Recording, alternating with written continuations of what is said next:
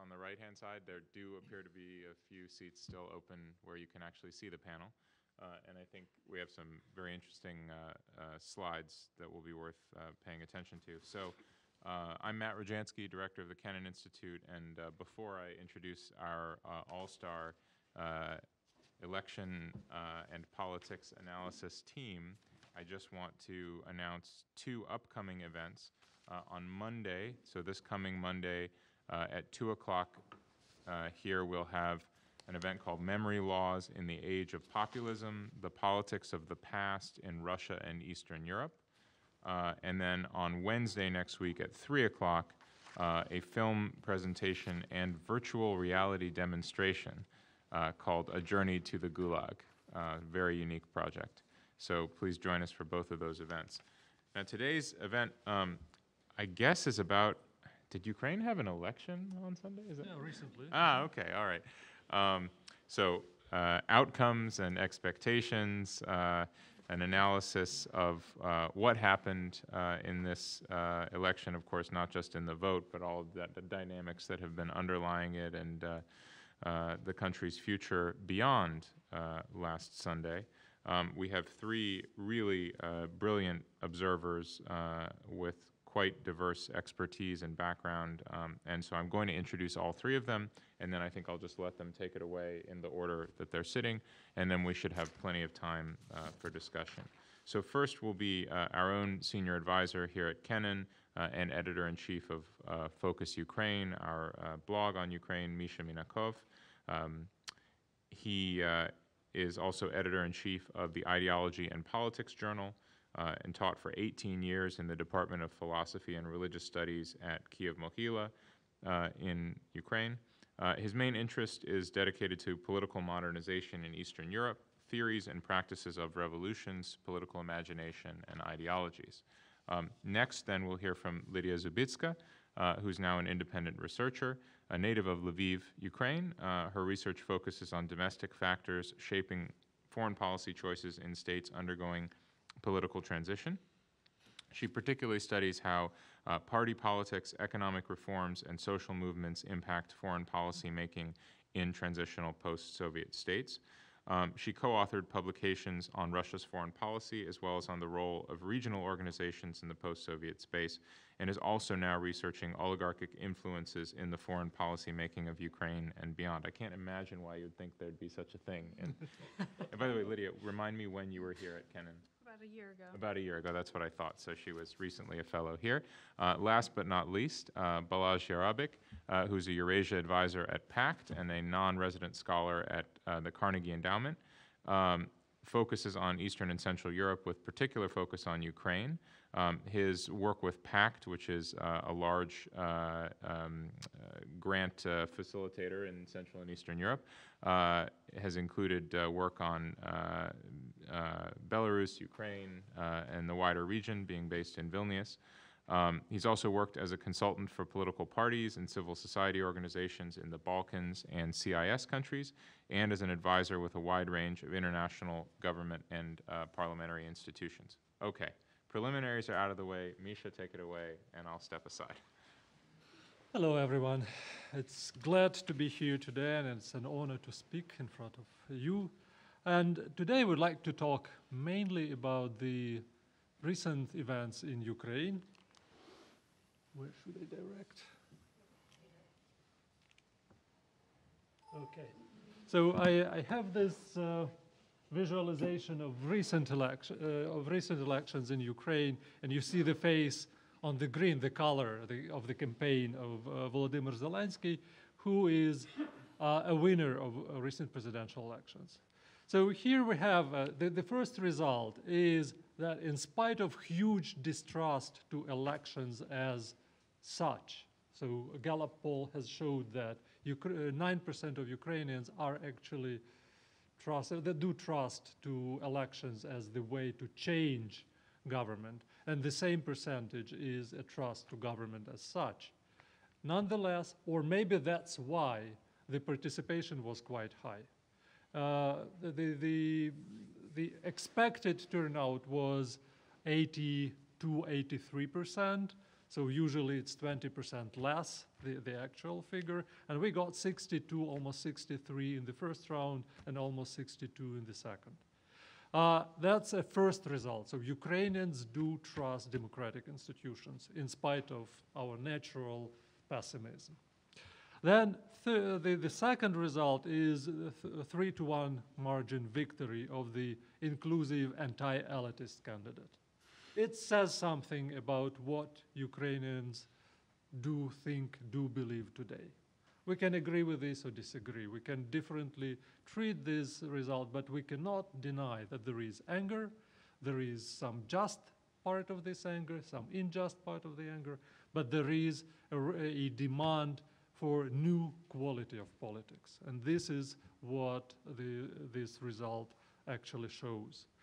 And many sociologists and political scholars call this event electoral Maidan. I may disagree with this, but it's already a buzzword, and in Ukraine, many commentators use this term of this rapid change in the political dynamics. So what this electoral Maidan, if we call this, what are the demands?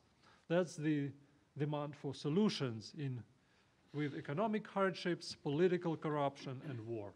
These are the three issues that all polls in recent 6 months show as the demand of electorate. Now, here you can see that it's for a long time, first time, when we have we don't have electoral split in Ukraine. So here you can see that in all but one oblast, one candidate won. Also, Zelensky has showed a very good result in Lvivska Oblast that mainly voted for Poroshenko, and also the situation in the army. That's the map of, here you will see these red dots and green dots. These are electoral commissions, results in the electoral commissions on the front line where Ukrainian army is stationed. And you will see that basically Poroshenko won in 46 out of 79 commissions where the army personnel was voting. The difference is 48% versus 46%. So Zelensky is popular even in the frontline army. I had an honor and a privilege to make focus groups in the army in late February this year with soldiers and with officers, and it was clear that Zelensky was speaking to soldiers, mostly to their hearts and minds.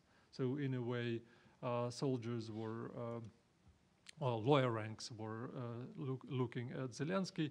You can also see this split in Ukraine that poor citizens were voting for Zelensky more. So here it's an important social issue as well. So these elections were also having this first time ever in Ukrainian political history. So first of all, we have first president without political experience.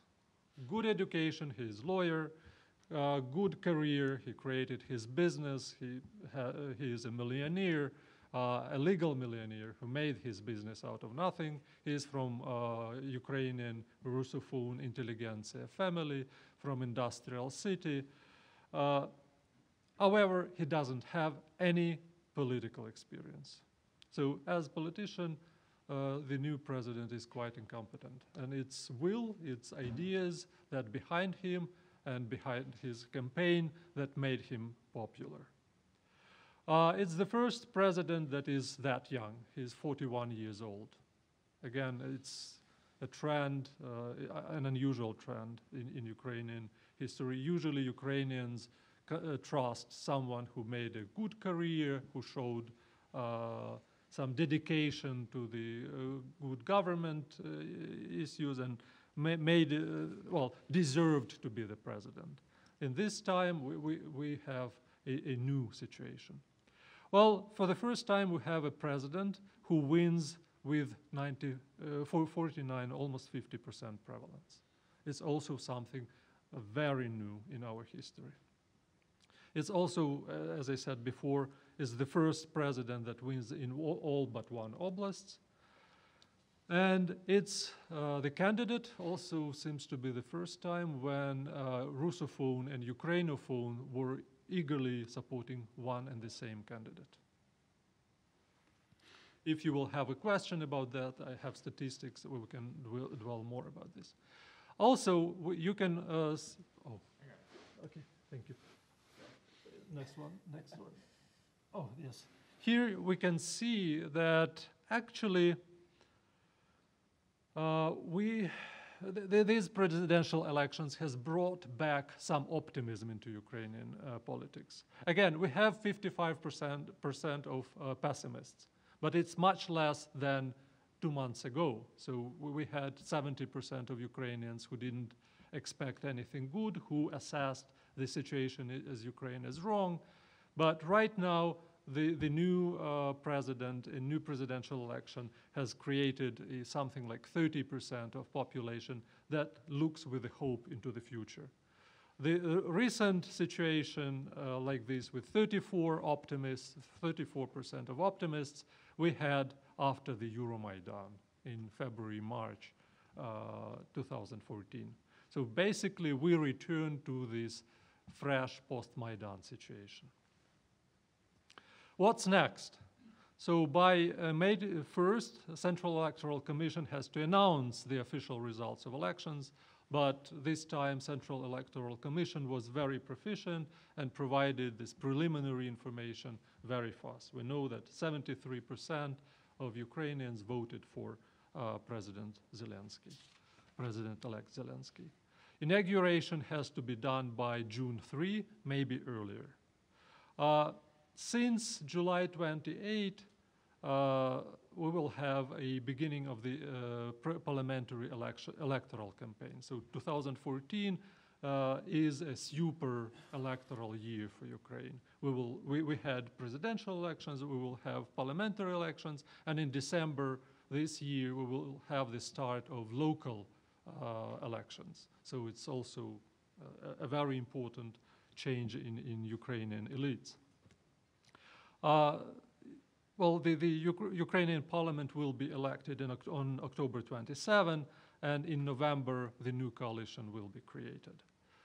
There is an opportunity that with new president in office, we may have early parliamentary elections, but that's still under discussion. Well, and here you can see also the preliminary results of the polls that non-existent party, the party of winning candidate, the servant to the people, is actually getting 26% of support. So the party is only in making, it's registered, but we don't have the leader, we don't have the structure, we don't have the membership, it's under creation, but it already has a very huge trust and support. The second most popular party is opposition bloc. This part of Oppo bloc, which is For Life, the Boyko-led group. It is now a big question if the former legionaries, representatives of Eastern Ukraine, will create a new united party, or will they be competing with each other as they did before during presidential elections. Would they go together in presidential elections? There is a huge chance that Mr. Zelensky would compete with Mr. Boyko in the second round. So here the former legionaries have an opportunity to have a big faction in the parliament. Well, so far Poroshenko bloc has 14%, and president will most probably be trying to get to preserve this block of support for the future parliamentary elections. And Batkivshina, led by Yulia Tymoshenko, has 12%. Yulia Tymoshenko has already started her campaign during this presidential period, and she most probably will have even bigger support by October. At the same time, Svoboda, this far-right movement, and radical party of Lashko, they are below 5%, but they also can have the support to them grown. So that or the other way, you see that there are definitely four parties that can have substantial factions and several more parties that can end up in the parliament as well. Well, the chances that the new president brings into Ukrainian politics is, first of all, its new wave of democratization. In recent 2 years, there was this negative trend in Ukrainian political system with lesser freedoms and trust or support to human rights and civic liberties. And right now, we can expect that a political situation will return to more pluralism and more legal debate. There is a chance to break the stalemate in the ongoing military conflict in Donbass. It is, well, there was no clear plan presented by President-elect about the peace in Donbass. However, there is an expectation that he would be able to restart talks. Will it be successful? We still have to wait. So far, Moscow's signals were very negative. Nasty jokes about Zelensky, this ban on trade with coal and gas with Ukraine. So there are signals that definitely show that Moscow is not that eager to communicate with Zelensky. And yesterday, we learned that President Putin has signed the law on simplification of granting Russian citizenship to Ukrainians in Donbass, the non-controlled territories, which is also a signal. So here we also should not overestimate the optimistic opportunity here. Well, and the restart of reforms. Poroshenko showed a new will to reforms in recent 2 weeks, well, after basically failing the first round of elections, but at the same time, parliament, new political leaders are openly discussing new agenda, or actually old agenda, the Euromaidan agenda, to return into Ukrainian political life. And also, I will finish with a list of risks. As a young and unexperienced leader, we may expect President-elect will not be able to keep the order, the political order, and the political chaos under this weak president is actually an opportunity. Well, there's already signals that the war of oligarchic clans and conflict between president and prime minister might be in place. So far, Prime Minister Groisman tries to behave, but he also shows that he is independent, he has power, and there could be a clash between President-elect and old Prime Minister. The instability on front line is always an opportunity, and furthering of conflict with Russia, as I said, with these new signals from Moscow, is also an opportunity. And we may see new troubles with the loyalty in regions.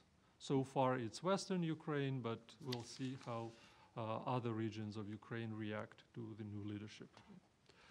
Thank you, дякую, and I think Lydia can continue. Thank you, Mihailo. I will start with thanking Canon for having me here. My history with Canon goes for over 10 years now, and I'm privileged to have this chance to speak about a topic that is close to my heart and to my research as well. And I would like to answer the question of where is Ukraine now by looking at the historical context of where Ukraine has been in the past 20 years, going to the pre-Orange years when the movement largely for the fight against oligarchic and corrupted interests in politics has started. It has peaked around 2004. The demands of the Orange Revolution for bandits behind bars, and basically transparency and accountability of the political elites has been the popular demand that was voiced throughout many years.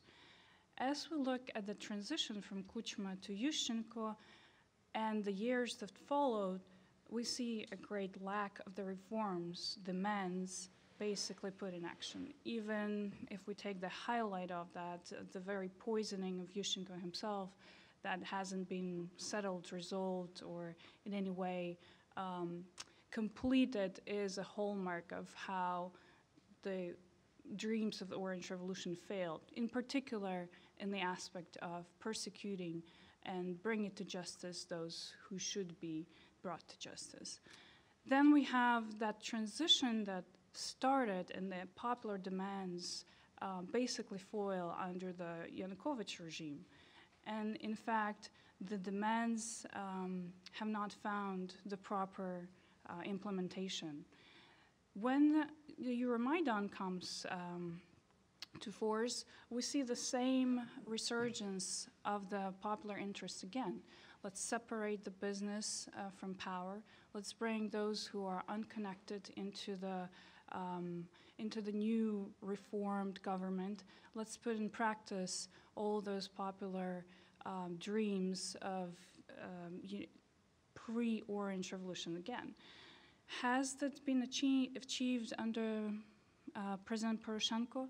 Well, comparatively speaking, we've seen much more progress under Poroshenko than we have under Yushchenko. And the largest demand that was at the forefront and was a driver of the revolution of dignity, let's move towards the European Union, has been partially delivered by Poroshenko in the sense of EU association agreement, visa-free entry for Ukrainian citizens into the European countries, the beginning of the anti-corruption reform, different new agencies that were not in place under Yushchenko are now institutionally in place, even if they work with fits and starts.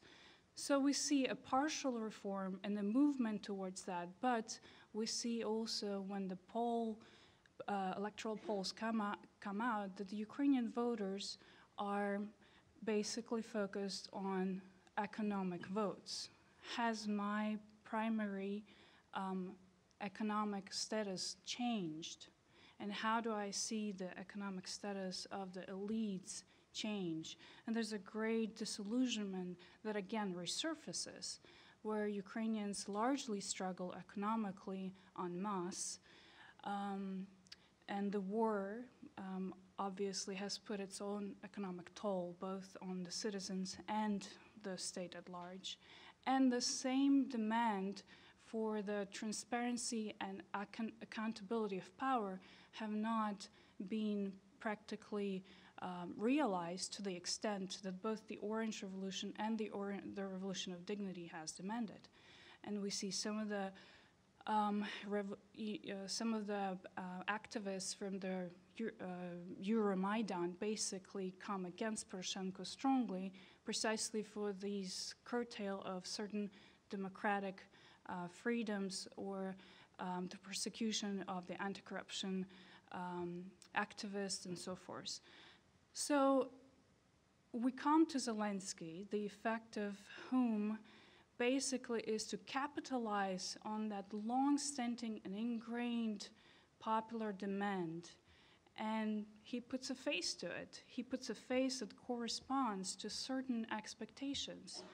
And the vote for Zelensky becomes not so much the vote for Zelensky himself as someone who has an experience or any track record that could be trusted, but it becomes the vote for the same agenda that has been haunting the Ukrainian democratic society for quite a while, and it becomes a vote against Poroshenko, and it becomes the vote more so as a final estimation of whether he succeeded or failed to deliver on that popular demand. So with all of that in the context, are there any positives that we see from the Ukrainian elections of last weekend. And we can resolutely say that yes, first and foremost, again, putting it in a historical perspective, we see that, in fact, the president comes to the poll without using the so-called administrative reserve, right, or resource, rather, trying to manipulate the electoral commissions, the different other technical candidates, and other ways of playing with the election results. He completely has hands off. The competitions, the elections are competitive, free. They have been declared as such by major international bodies such as IFES and OSCE. And that is an achievement. That also demonstrates that there is a historical continuity in how the presidential and other political actors see Ukraine developing. Because what we've seen in 2004, the electoral manipulation, is absent and continues to be absent. That's an achievement. It's a president who transfers power peacefully, whereas the transfer of power between Yushchenko and Yanukovych was very rapid, and Yulia Tymoshenko was still contesting the results for a while. Here we see no contestations of results. It's a democratic process that is a positive development for Ukraine. It's a strengthening of that democratic trend. And finally, what's going to be next? And I think the crux of what we're looking at in the context of the elections to Verkhovna Rada and then the Parliament of Ukraine and then further to the local governments, self-governments, is going to be how these different political actors are going to be elected. And whether or not in the next several months between the inauguration and the elections in Verkhovna Rada, we'll see a rift between parliament and the president growing, or we're going to see that Zelensky actually cooperates with Rada and they gradually work out a mechanism that keeps him active and working on whatever agenda he may pursue, which is still very unclear to a lot of political analysts. And that trend of trust that Hyla presented that may be valid today, may not be valid a month or 3 months today, is actually have turned into the results of the new political force or not. So I wish I had a way to predict, but as political scientists, we don't. We just observe what happened and we make conclusions, and I'll leave it at that. Thank you. Great, thank you, Lydia. Balázs? Yes, thank you. Well, I usually love to be the third because I'm the last speaker, because then you can cherry pick and all this. Now it's actually going to be a hard time to cherry pick because a lot of has been said, which I wanted to say. So thank you, colleagues. But let me raise the first one. I also prepared a few slides, and actually want to show you the first one. This is a PACT-funded poll, mostly focused on civic engagement, but this has been the situation in November. Just a reminder, right? And everybody was discussing Yulia Tymoshenko, and nobody was really discussing Zelensky, although, you know, like, he was already in the polls before actually he announced the result, I mean, his intention to run. And, you know, a lot of, particularly in the West, and particularly in Europe, much less so in the United States, but Europe was really caught into surprise. Although, you know, the polls, the pollsters, social scientists actually have been, you know, like, showing this. And there was an ample warning. If you read the polls in the past few years, what's wrong with the Poroshenko administration? We have been focusing on the positives, but not focusing on really the obvious things. For example, that Ukraine, according to the IMF, has become Europe's poorest country. Now, it's very hard to reconcile with another aspect that Ukraine, at the same time in the past 5 years, has been doing more reforms than ever before. So how come, right? Well, these reforms has been much more technocratic in a sense, were more important for the West and the Western supporters, but Ukrainians have not felt. Actually, the opposite. They said, wait a minute, well, we're getting poorer and poorer and poorer, and we keep hearing about the great reforms.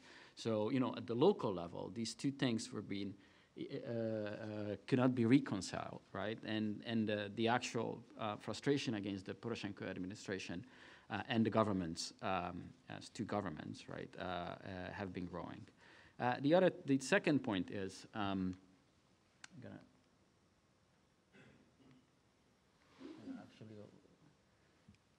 the second point is that although I would agree that this is mostly a protest vote, since even Zelensky, 66% of Zelensky voters are not voted for him, but voted against Poroshenko, right?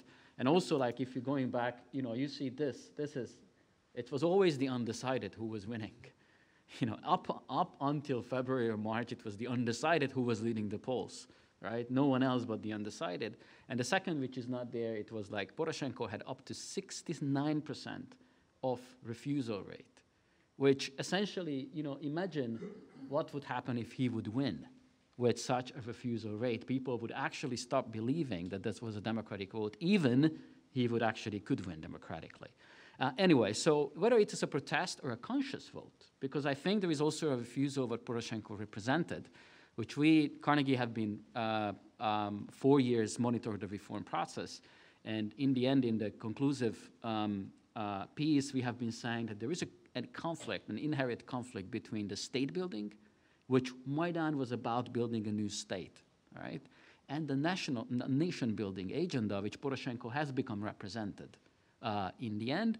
And the main focus, the language, the army, right, the church, these were the three things which his campaign has been focusing on, but not the economy, you know, and not the different level of state, where not the impunity and the immunity of those, the elites, you know, who are kind of the key characteristic of this. Now, you know, point number 3, and I think it was a conscious choice to refuse Poroshenko.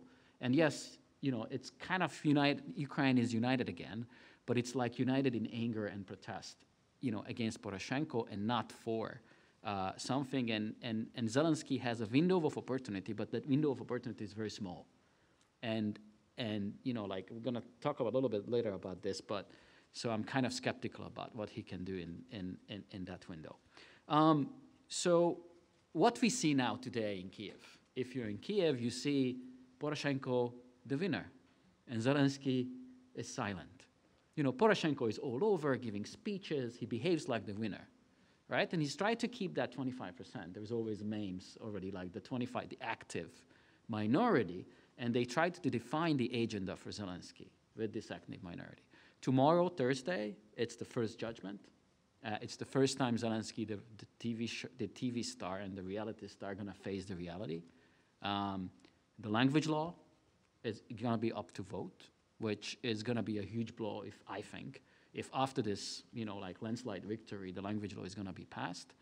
And tomorrow is also the first debate or vote, we'll see, about the first package, Zelensky's package of immunity of the actual deputies and the parliamentarians. So tomorrow we're already going to see what actually Ukraine has changed or not. You see here what are the most important things for the Ukrainians, right? Fighting corruption, economic situation, and crisis in Donbass. And, you know, like, in the West, we have been a little bit blinded by the different agenda which have been seeing, but this was important for the people. We accepted that the war is impossible to finish simply because Russia, right? And meanwhile, we hoped that Ukraine is going to use the time to push through reforms, which would bring, you know, a different quality of life for the people, which in the end, it didn't happen. You know, reforms always have been, you know, like, look at what is successful by the Ukrainians. Decentralization pops up, right? Decentralization, which is important, but not that much for the Ukrainians. Again, it doesn't affect the top 3 issues for the Ukrainians, decentralization, that much, right? So, you know, even anti-corruption pops up, which is very interesting, right? The number 2. So all these reforms kind of deemed important and successful by the Ukrainians, but at the same time, they didn't leave a deep impression, right?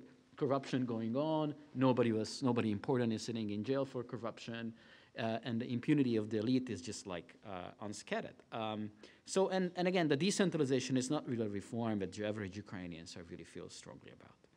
So you know, what we can expect from Zelensky and from, again, now the reality check is going to come tomorrow. So first of all, you know, Ukraine is a mixed system. So the president, once he's going to be inaugurated, by the way, there's already impeachment plans against him.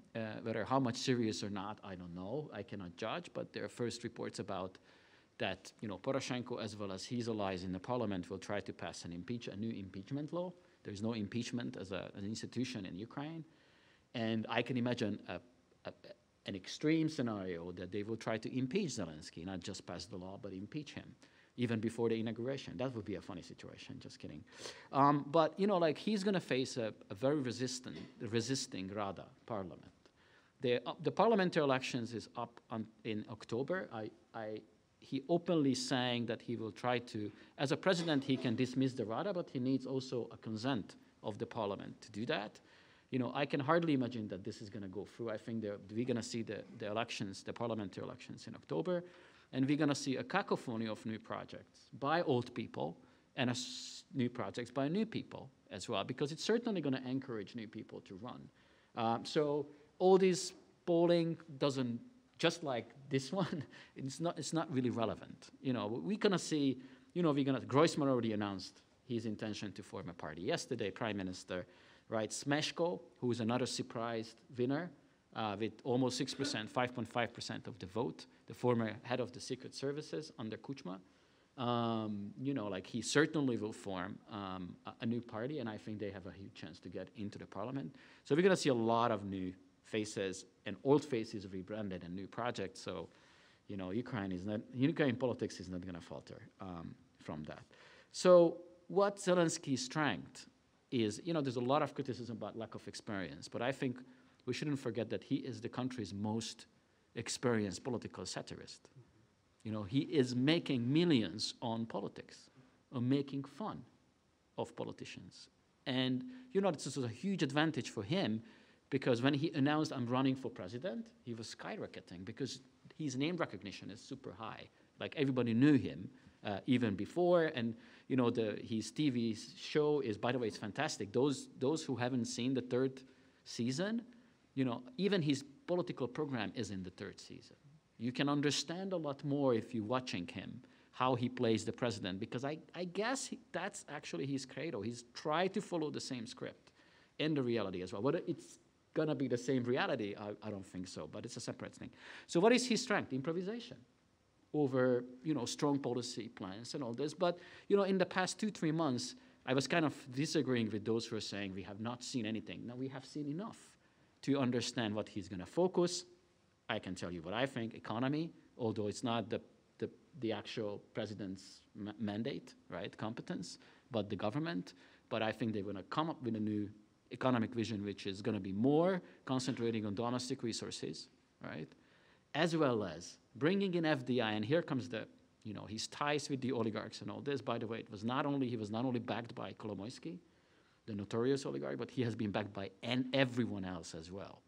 Even the oligarchs were afraid that Poroshenko's second term can turn as a disaster for everyone, including minus himself. So there was an actual movement against Poroshenko, which you can see the media coverage and a couple of other details around it. So if there is a consensus, you know, what is FDI in Ukraine, the foreign direct investment? Is repatriated capital of the oligarchs. Let's be honest about that, right? So, you know, like without the oligarchs, this FDI thing won't really work. So whether he can bring in, and what differs Zelensky from the rest, that he's not an oligarch. And Ukraine was reasonably managed during the Kuchma times because Kuchma similarly was not an oligarch.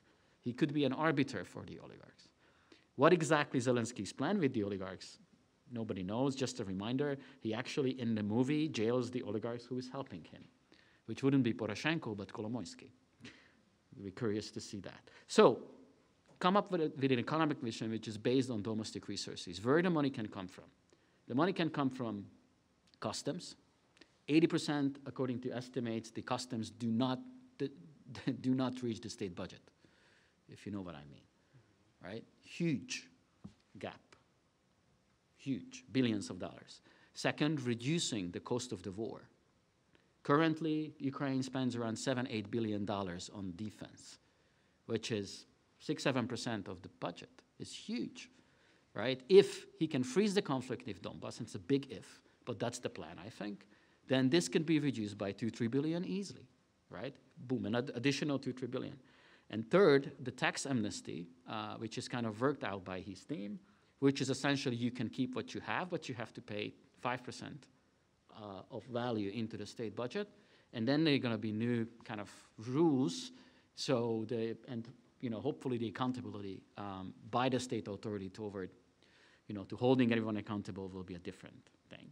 So that can bring much more, can bring in up to $8-10 billion into the state budget in a country which, the total, what is the total budget? Like 110 GDP, $110 billion. So that would be a huge and very positive start. Now, he will able to do that or not, I don't know. And the second big focus is going to be state reforms. Ease the language restrictions, ease the nation building, not halt, not stop it.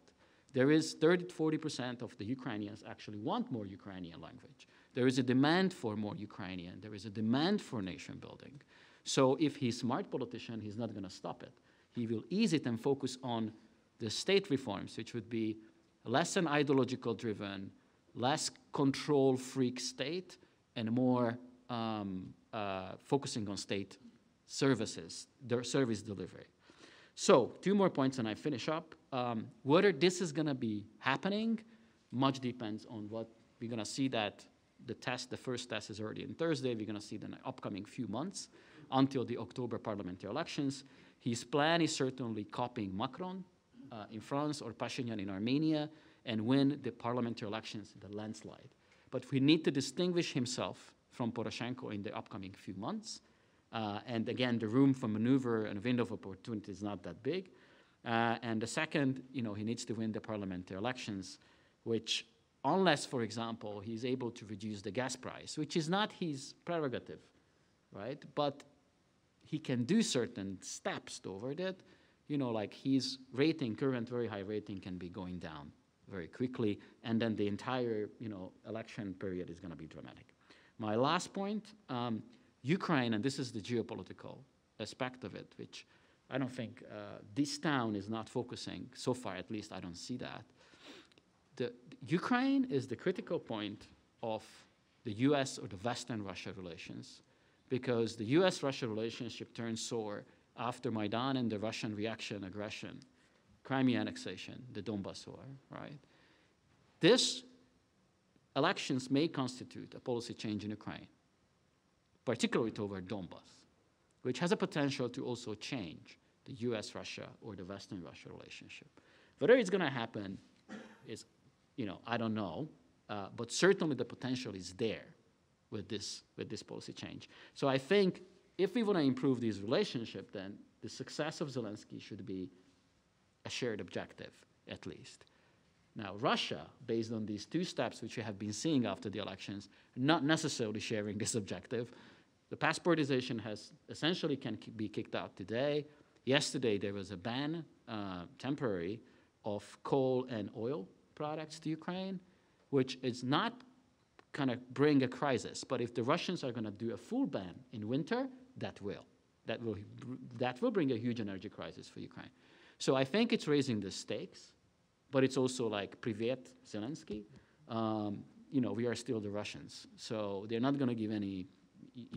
They're not conciliatory toward the new president. It's certainly showing that they're maybe even tougher with Zelensky than they would be with Poroshenko. And I'm going to stop here. Thank you. Well, thanks to all 3 of you, and thanks in particular for leaving us plenty of time for discussion. It's when we do a contemporary politics event, it's rare that I get to ask about the main source of media that I usually consume, which is with 3 little children under 7 watching something on my smartphone in the dark with several small people lying on top of me. And recently this has been actually Sluga Naroda, which is available for free on YouTube, and a lot of advertisements, but it's quite good fun to watch the show. So I just can't help asking you guys, which, Balazs, you touched on it very briefly, but I didn't really hear much about it from the other 2.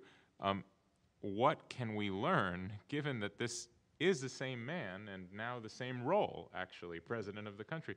What can we learn about what he is likely to do, maybe about who he is, from watching this quite unique piece of media and also piece of policy, in a sense? Well, I would start with, not with Ukrainian politician, but with Vatican politician. Pope Francis has recently started an absolutely new type of communication with the community of believers. Yes, he still produces usual encyclics, but the major messages were done already in the form of videos. So in recent 3 years, for example, instead of writing once again, "Love the poor," Pope Francis makes this video, a short video, 3-4 minutes, when he goes to the street of Rome, finds 3 people sleeping in the street, brings them into the palace and shares the breakfast with them. That's as simple as that. You don't need translation. You don't need anything. It became viral like within several hours around the globe. And it reaches out to non-Catholic communities as well. Here we have the same type of message, type of, media and the message at the same time. Zelensky produces this 3rd season definitely as a program. I am probably too conservative. I want more content. I want to have real program with real steps, real plan. But I am not Zelensky. I'm not in politics, which means that Ukrainians want to see some plan in a way that is delivered to them and their hearts and minds, probably more hearts than minds, and they voted for such a message. At the same time, we had another show. It's not only Zelensky who was making show, it was Poroshenko who was making his show as well. It was also a stage literally in every big city of Ukraine, presenting this tomos, the document on church independence, which was widely delivered almost to every family in real, it was also some sort of political show. And then we had competition of shows, and Zelensky won. So I hear 2 questions. Who is Zelensky based on the show, and what can he do?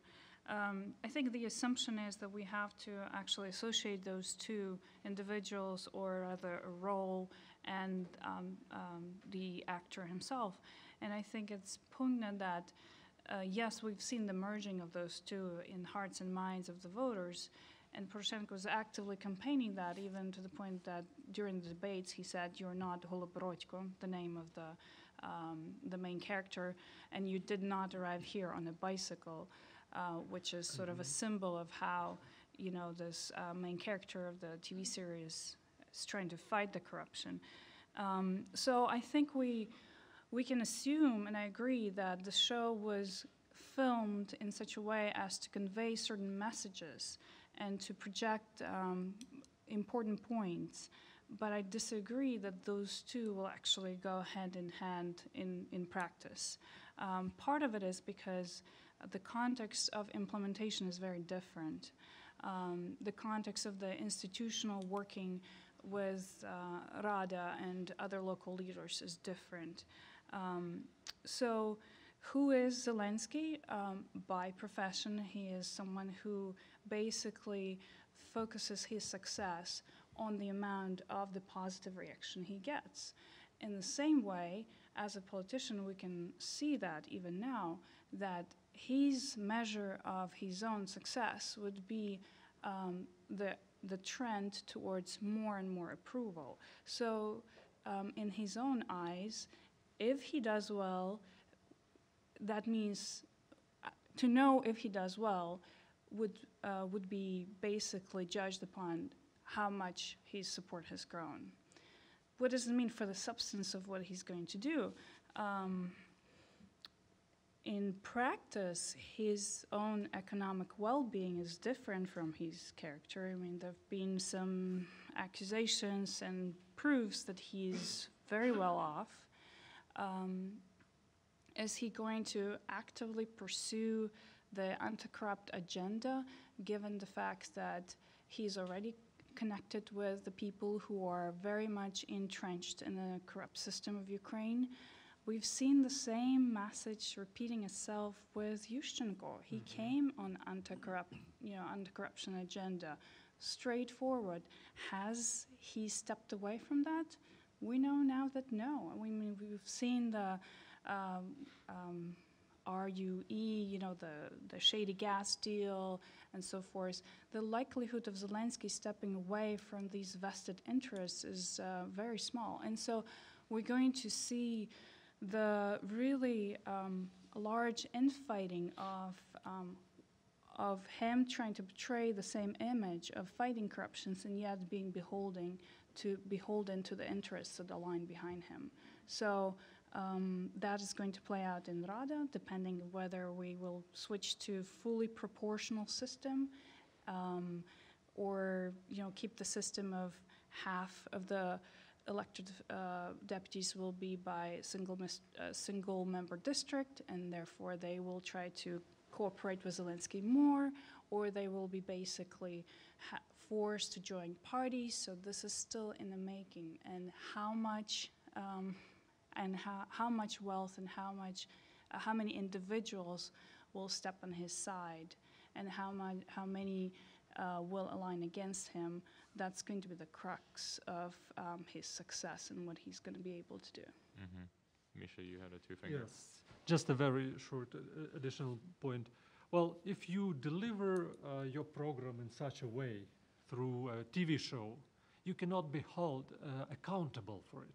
I mean, later, I know today that Poroshenko as a president did not fulfill his program when he was a candidate. We can go point by point and see that he did not deliver. And Ukrainian citizens assess this implementation. But how can you assess implementation of a program in a TV show? You simply don't have a method to do this.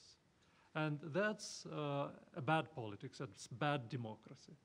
And I think that's a big issue for us today, how to make a high-quality political culture in Ukraine, political system, if it's based on evasion, avoiding answers, clear answers of what to be done.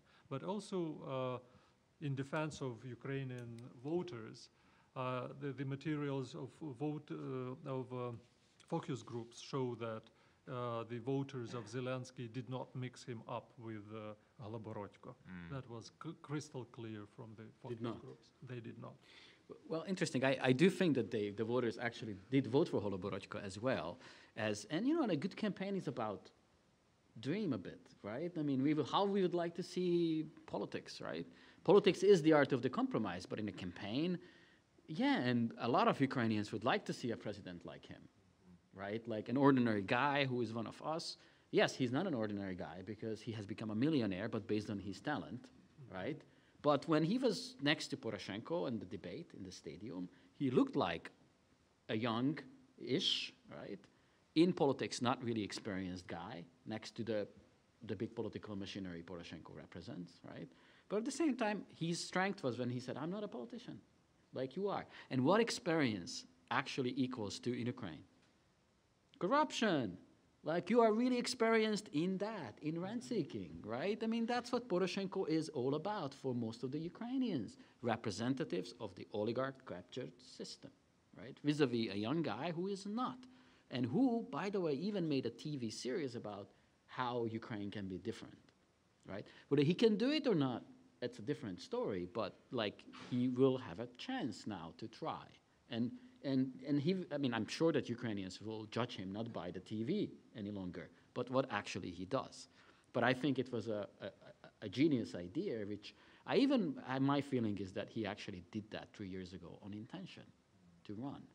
And if this guy did something in the intention to run, that this guy has the ambition and has really creative energy and capacity to do things. So I wouldn't write him off. By the way, so just a little bit about the movie, right? In the third series or the season, Ukraine is falling apart to 28 pieces, right? So he's not really succeeding in a lot of ways. He's succeeding later on. And he's succeeding to making Ukraine, the core of Ukraine, which everybody can join later on, by a stronger economy, by, like a country which people, again, these pieces wants to join again. And, like it's one of the most powerful part of the movie when the oligarchs are discussing, and now we have to really increase the emotions between the East and the West. What you can do is the language. On the East, there are Vatniki, on the West, there are Banderovci, and let's make sure that they're clashing all the time.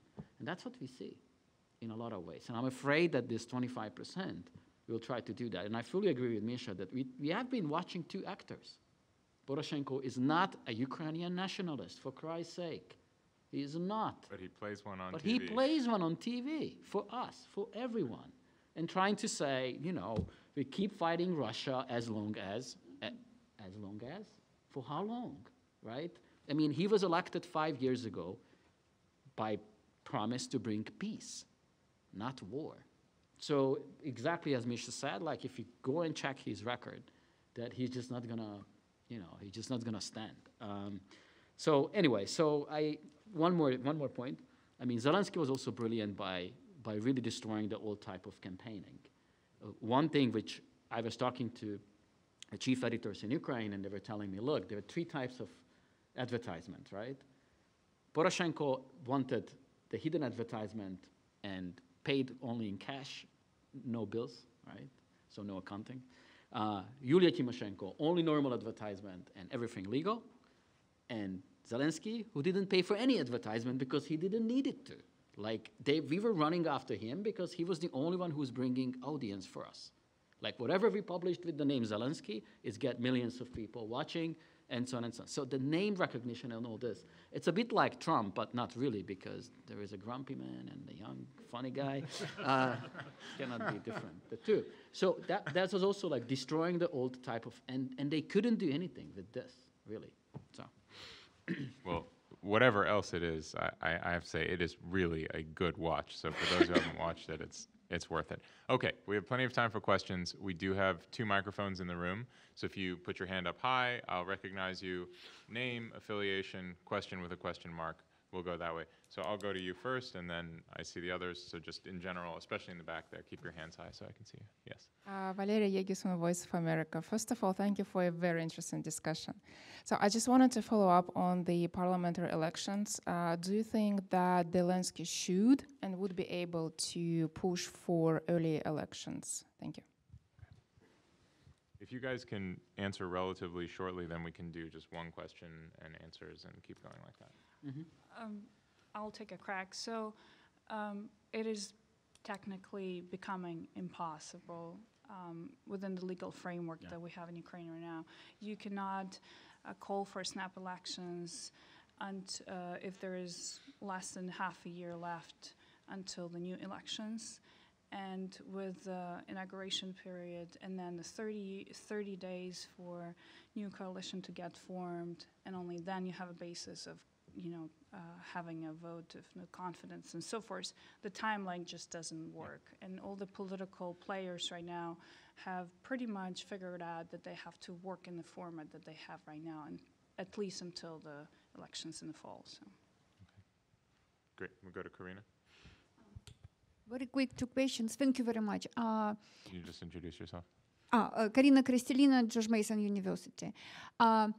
One first question is about nation building, and with this conceptual idea of servant of the people as a power which is not given but something which is belong to the person through the acceptance of others. Do you think the civic meaning of national identity could be something which Ukraine finally start developing, similar to neoliberal ideas of West?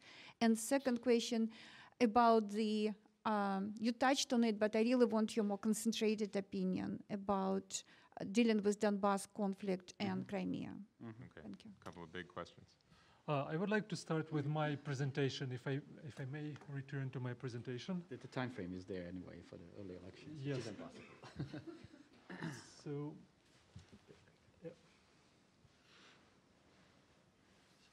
I have data, I didn't show it, but I have data who and how supported Zelensky. So Zelensky voters, according to the data that we have, 41% of those voters were against Poroshenko rather than for Zelensky, and 57 are those who support the Zelensky's message. That's important, 41 versus 57. And then when we go deeper to these ethno-lingual groups, then we have the biggest part of Ukrainians, according to this most recent and trustworthy poll, 49% are Ukrainophones, Ukrainian ethnic Ukrainian citizens. So 43% of them supported Zelensky and 23% supported Poroshenko. Bilinguals, 56%, the total group is about 20% in Ukraine, bilinguals, and 56% of them supported Zelensky, 8% supported Poroshenko. That's the group actually that was the least supportive for Poroshenko. They felt that this balance, the balance that keeps country together, was ruined by him, and they paid back to Poroshenko by hating him. And then there's the Russophone ethnic Ukrainians. They constitute approximately 22% of Ukrainian population, and 54% of them supported Zelensky, 12% voted for Poroshenko. So you can literally see that here this idea of united country that once brought Poroshenko in power, and he was the only president who won in the first round based on this idea. Now we see that he betrayed this program and he paid back. And also it is important to look at social structure of Ukraine. So cities versus villages. You can see that villages and cities equally supported Zelensky. So 54% of city population and 48% population in villages. Also, the poor rooted for him, 58% of the poor. The low-income people, 53%. Middle class, 46%, and the rich, 46%. So you definitely see that here we have the social cleavage. So, of course, this nation building that is offered by Zelensky, it's inclusive. It's about political Ukrainians, not ethnic or lingual. And on Donbass? Sure. Just about the civic Yeah. national identity rather than ethnic national identity, I think there's a very interesting research by Gregory Bob Ashal who's actually tracking how Ukrainians have started to identify themselves in post-Maidan years, more so as Ukrainians based on their belongingness to, this state-building idea of Ukrainian state. So I think those trends that he has traced over the past 4 years are definitely going that direction. And perhaps to add to that picture of Russian-speaking, Ukrainian-speaking, and bilingual, or Russophone, Ukrainophone, I think it would be helpful to have a little bit of a multi-year perspective on that, because we've seen people switching languages, and then along with that, the civic identity is developing. So if we were only to take a snapshot of what's happening right now, today, in April, for against Zelensky, we get a very short frame, whereas that process is much longer and multifaceted. So we may see that trajectory growing with, with the civic identity developing even further. On Donbass, I'm very skeptical about the criticism of Poroshenko or the promises of Zelensky to freeze the conflict, because it assumes that, in fact, Ukrainian president is someone who can, feasibly do so unilaterally. And we've known from conflicts around the world that these are multi-actor strategic games, if you will. And I use games not in a pejorative sense, but in the sense of rational choice. And sometimes it's a tit for tat, and you can't know your next move until your opponent reacts to it. And so in a complex conflict like that, to say that Poroshenko can solve and win if he wants to in 2 weeks, or that Zelensky can come and bring peace in 3 months, it's just, honestly, it's just a propaganda. There's much more on the ground, both domestically in Ukraine, in the war zone, and at international levels, that we won't be able to say, we can end it, or we can't end it. We just, the actors who are involved would have to take one step at a time to see the next step that they can take. That's kind of my take on it. Just very quickly on the nation building. If you look at the language law, which they're going to vote on tomorrow, the language law is about promotion of the Ukrainian language. In which way? The promotion of the Ukrainian language by legislative restrictions and punitive measures against the other languages. So it's not really about the promotion of the Ukrainian language, but it's actual controlling the other ones, restricting the other ones. And that's what, Zelensky essentially said, we want to promote the Ukrainian language with more carrot and not stick. And if he can change that, I think people will be happy, because it's not a change of it's changing of the nation building, not reversing it. It's changing the way it's being done by the current administration, unfortunately, right? This is like, again, concentrating on a state service delivery and less on the ideological-driven controlling effect of the state. Again, the two pillars of the Poroshenko power was the secret services and the GPO, the prosecutor's office. The two least reformed institutions by any assessment, NATO, European Union, you name it. Donbas.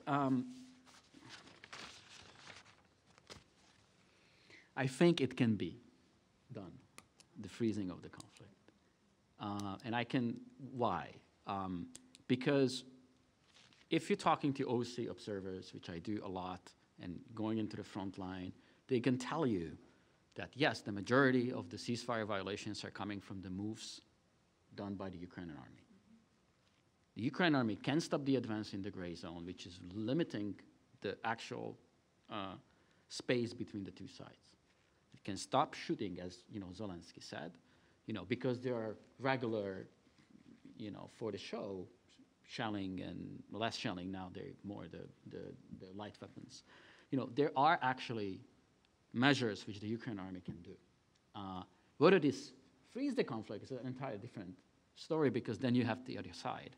And there are vested interests on the other side as well not to stop the conflict, similar to Russia, right? The Siloviki and all this, for them, it's cheaper and more effective when it comes to their own power situation in the Kremlin or vis-a-vis the Kremlin to keep the war. So, but there are things which Ukraine can do. Improve the crossing. Build that freaking bridge in Stanica Luhanska. There are 10 pensioners died from heart attack this year alone because the Ukrainians are not willing to not willing to build that bridge, because their reasoning is that the tanks can come in. Certainly one tank after another, but this is not how the Russians are going to invade Ukraine, through that bridge.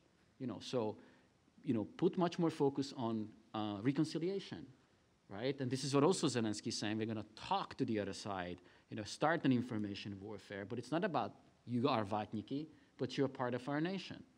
So these kind of things can bring difference. Whether it's going to lead to freezing the conflict is yet to see, but these things would demonstrate change of policy from Kiev. Okay, I have a ton of follow-up questions, but now I'm starting to worry about time. So what we'll do is take a couple of questions together. You've been very patient, and then we'll come to you, and then we'll go back to the panel, and we'll try to get in a couple more rounds, okay? Hi, Ron Bookbinder, no affiliation.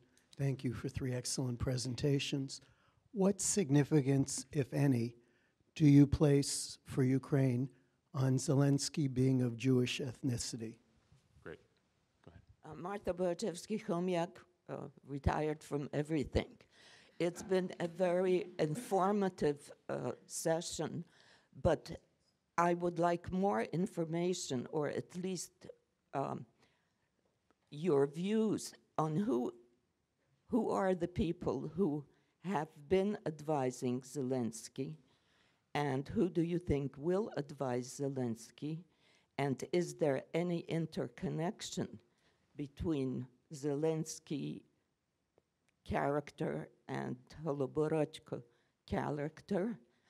And are any of the leading political artists, writers involved in any of these issues? Thank you. Great. I actually would like to take one more gentleman right there. Yeah, right there. Great questions. Mark Miller, I founded a trade council for Kyrgyzstan a number of years ago. I've been out of the market for a while, looking for a new home. My question is about Ukraine's other neighbor to the north, Belarus. How is the current Ukrainian political environment affecting Belarus internally, and how will Belarus's relationship with Russia change, if at all, because of the events in Ukraine? Fantastic. Okay.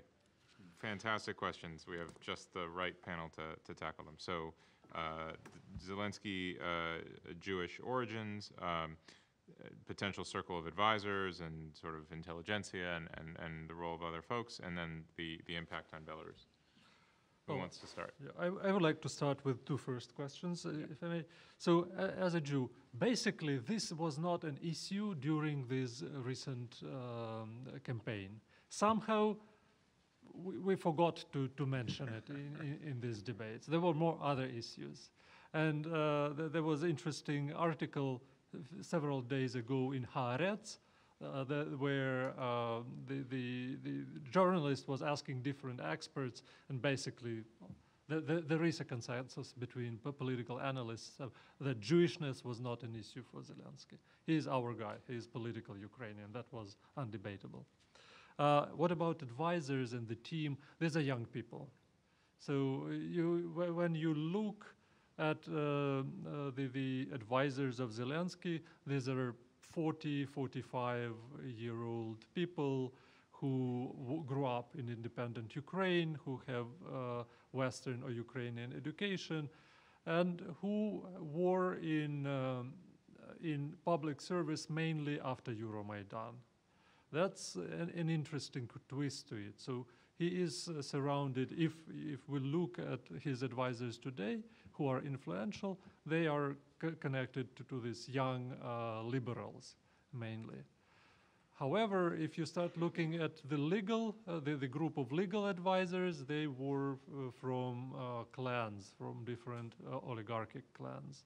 If you look to his advisors in political communications, they are more cynical people. But cynicism didn't work. I would like to finish my answer with one example. In February, I gathered 2 spin doctors from each big campaigning team. So I had 12 spin doctors sitting together in the closed room. And after some beer and vodka, we had an honest discussion. And we finished this discussion with anonymous voting. So who will win these elections? So remember, it was February. And the 10 out of 12 said the winner will be Poroshenko. So Poroshenko got 6 points out of 10. Zelensky had 1 point out of 10. So these very cynical people who really believe in political technologies failed to predict. And I'm very happy about my country.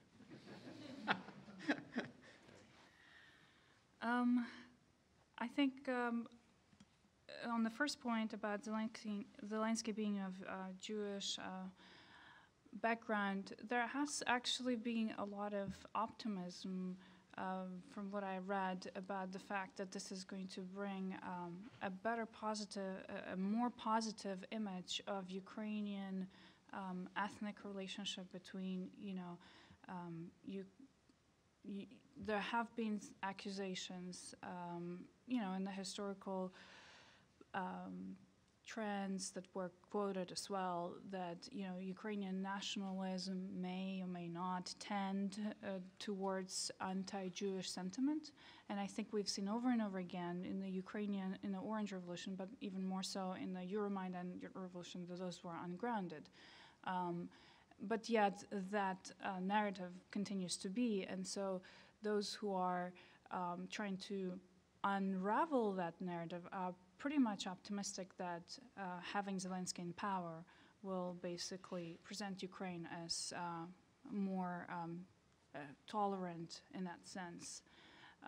But again, I agree that has not been politicized within Ukraine. Lydia, quick follow-up on that. Do you think that the people who are unequivocally anti-Semitic, the what we would call white nationalists in America, the kind of neo-fascist far right, will they be less visible under a Zelensky presidency, or will they be more provoked, and will they have more ability to get, be able to say, look, the Jews are ruling over us, right? This kind of classic trope.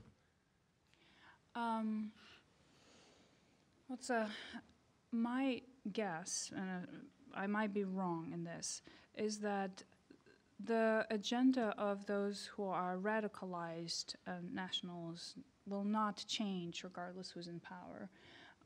Are they going to be more vocal in that sense? I don't see an increase. I think it's going to be tackled, Zelensky is going to be tackled first and foremost for his political failures rather than for his ethnic background. And there will be plenty, as in any presidential term, there will be plenty, venues to come at him. I don't see that emerging to the front. And I don't think this necessarily will incite more anti-Semitic sentiment. It is what it is. These people are convinced no matter who's in power. As for the advisors of Zelensky, it's a very shifting ground. We know that there's about 4 groups there's a lot of, there are 4 coalesced groups. They have their distinct names. One is connected more to Kolomoisky. The other is connected more to regional party of regions. Then there is an economic arm and so forth. So these 4 groups, have sometimes ideas, sectors that are a little bit separate, but sometimes ideas that contradict each other, and there's some infighting. Then someone comes with a statement as if from his camp, but it turns out that, Zelensky comes saying, well, I have a lot of advisors. If one of them says something, doesn't mean that I actually adhere to the same point. So we don't have a reliable span of time or statements to say, oh, this is exactly what's going to come point by point. And I agree with Mihailo that we will have to wait for something, and as well as for tomorrow, to see what are actually policy points that we're looking at. And we had Oleksandr Turchynov, I believe he was here in the canon even at some point. But he also hasn't been named to any post. I mean, none of these people have been put in a post. Right.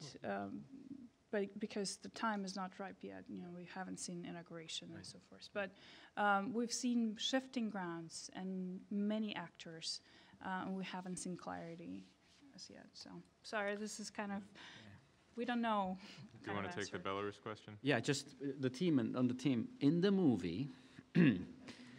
First, Holoborodko let the old people, meaning the representative of the old system, do whatever they want. And when they ruin the country, then they're bringing in the new people, right? And these are exactly these youngish, very strong legal background, liberal, Western educated, even 30s. My former assistant is among them, so I'm biased. But it's also showing that, they are actually the new generation, right? So, I kind of like that process, but I'm not naive, meaning, who is going to be the Minister of Foreign Affairs? Who is going to be the Defense Minister? Who is going to be the Chief Procurator? Who is going to be a prosecutor? Who is going to be the head of the Secret Services? These are the key nominations, which he haven't do, or will do, and this is going to say a lot. And I think we're going to be surprised in a lot of ways. Last week, there were a lobbying group of most likely his Chief of Staff, Bakanov, who is the head of the party, and Olej Dubira, who is a former head of Naftogaz when Timoshenko signed a gas contract in 2009 with the Russians, which Timoshenko was jailed later, right? He is quite a controversial figure because of that, although he's an older style of manager, was also from Kryvyi Rih as the president. So I think he can play, for example, a role of the economic advisor plus on the security side. We'll see, but we have not seen any key nominations. That's the second point, the parliamentary list. Then we're going to know who is having what kind of influence, who is going to nominate into his party, how many Kolomoisky nominees, how many Antonov, and I don't know who is behind, Koroshkovsky, the Firtash group. That's going to be determined, like who is going to be in the parliamentary list, who is actually Zelensky and what he represents. Belarus. Yeah, that's my favorite topic, so I can happy to talk about this a little bit later. Belarus, has been genuinely trying to improve regional security, meaning reducing the tensions as much as possible, hosting the Minsk talks. At the same time, because it's a very well managed, in former Soviet Union terms, state, authoritarian but well managed, it's actually set up all kind of mechanisms to benefit from the conflict between Russia and Ukraine. The transit, all kind of things, supplying of diesel, other fuels. So it's also set to lose now. I think they will adapt very quickly to the new situation because for Belarus, economically, and it's a trading and rancher state, when its first number one, Russia, and number three trading partner, Ukraine, is in conflict with each other, it's very bad for the Belarusians. So if Ukraine is doing better, then the actual trade turnover will be improving, and which is very good overall for the Belarus economy, which is heavily dependent on external trade. The Belarus key thing is, vis-a-vis Russia, is the upcoming political transition. There has been an awful lot of rumors about that Russia is going to annex Belarus. It's not the case. Russia is pressuring Belarus to take less money from Russia, exactly with the integration, because they know that Minsk is not going to do it.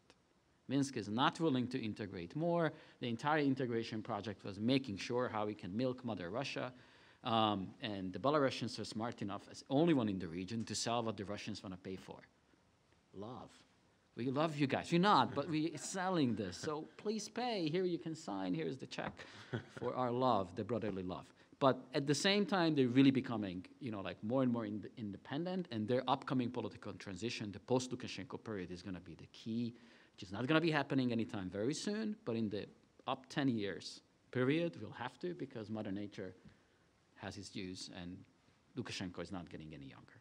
Okay, so we have literally 3 minutes left. So if there's, maybe we take one, and then, okay, we'll take these two questions really fast, guys. No multi-part questions, and then everybody gets like a final word. Okay, that's what we'll do. So right here, and then there was a hand in the middle, and the gentleman who's standing in the back. Yes, please. My name is Grigory Shomborovsky at George Washington University, and first of all, my heart is beating so much, and for me it's a big shame that our president yesterday stay naked on the stand playing on piano. Tomorrow will present my country. So I also say the problem in Ukraine mostly because people vote against like oligarchs. I'm calling they voting against capitalism. I just have one question. Don't you think that people of Ukraine, most part of Ukrainian minorities, vote for anarchy and socialism, but not for order and the state? Okay, and in the middle, yes? So give that to him for the next one. There you go. There and then there, yeah. Very fast question. You mentioned earlier the option of freezing the conflict or stabilizing the conflict, which one measure you did not discuss, which has been repeatedly discussed in the past, is the option of, for example, an international mission there, for example, a United Nations mission. Do you think because in the past this never happened because the understanding of what such a mission should do were so different between the Ukrainian and Russian or separatist sides? Do you think that could change with the new president? Is there a better chance that something like this could happen? Okay, and then the gentleman here. Yes, my name's Anthony Senna. I'm with the Department of Defense, and I just wanted to ask, what are the early indications that President Zelensky's administration will pursue more vigorously the implementation of the Minsk agreement, and then following through on December's passage of a constitutional amendment that declares Ukraine's aspiration for accession to both NATO and the European Union? Okay, fantastic. why don't we do it this way? Let's go the reverse order of our opening. And if you each just take, 30 seconds to a minute for any answer you want to offer and a final word. Yeah. Please. Okay, so the international mission, it's not up to Zelensky to decide about this. What is going to be happening, it depends on various players. It's first and foremost on the Russians. So whether this is going to be happening, he accepted the Volker plan, publicly speaking about it, supporting it. But again, it's not, that's going to be in the phase when we would be moving into resolution. We are not talking about that. Maximum talking about freezing the conflict. And when it comes to the Minsk implementation, well, it depends. Again, Zelensky and his team said that they are fine with Minsk, so it's not going to be a revision. They're not going to ask for a revision. It's more like how we can move toward some kind of resolution of the conflict. And again, so far, based on what I talked to them, sorry, not to the president-elect, but to the team, and what I'm hearing from them, I can imagine the freezing the conflict, because that would, again, give them time, give them more resources, reduce the cost, would be able to focus on improving the relationship, but not the reintegration of Donbass. The Ukrainian society is not ready for it. So it's, the Russian-Georgian war was 5 days, and even 10 years we debating, and it's a lot of, and this is a 5 years, 13,000 people died. It's very bloody, a lot of casualties. It's a political conflict, so it's possible to move with a political solution, but it's going to take time.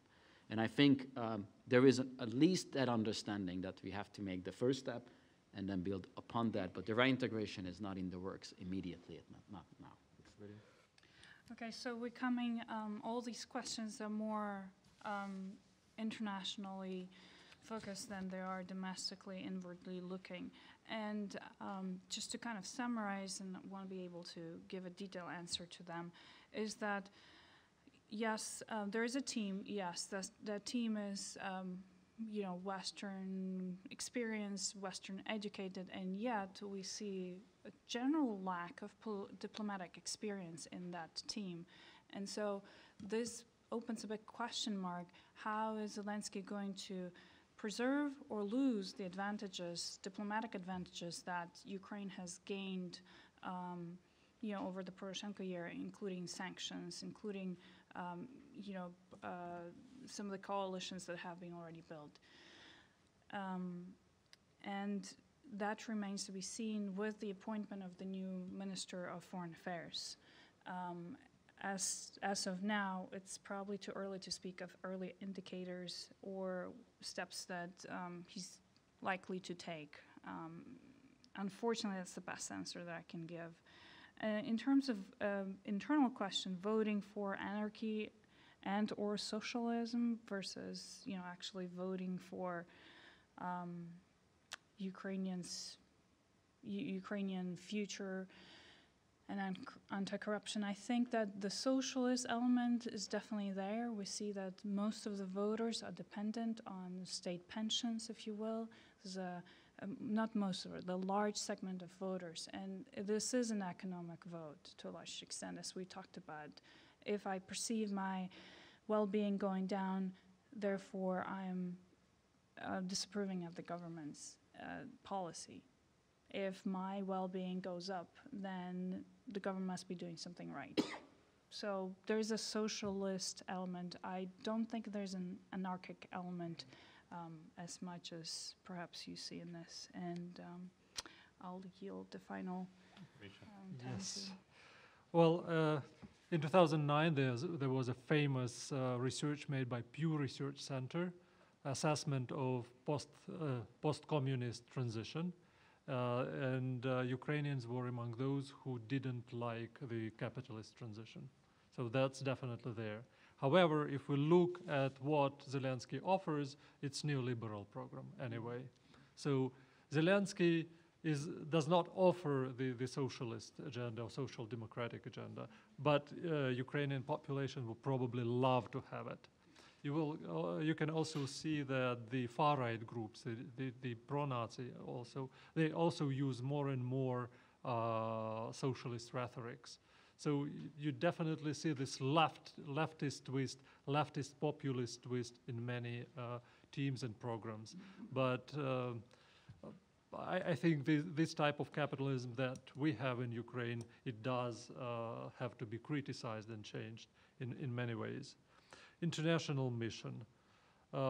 It's, yes, UN and peacekeeping mission should be probably the option for dealing with the current conflict. However, the critical decisions were not made yet. As an expert who works with UN mission in Ukraine, I know that UN is ready to pursue this mission. UN is willing to do so. However, the political decision makers from Ukrainian side, from other parties in Europe, they did not make the needed decisions. And what concerns NATO and Euro-Atlantic agenda, from what I understand, the majority of advisors to Zelensky are pro-NATO and pro-EU. Yeah. So that's... There's no change. No. All right, well, that was phenomenal. I hope you guys will join me in thanking all three of our speakers, and thank you to all of you for your great questions.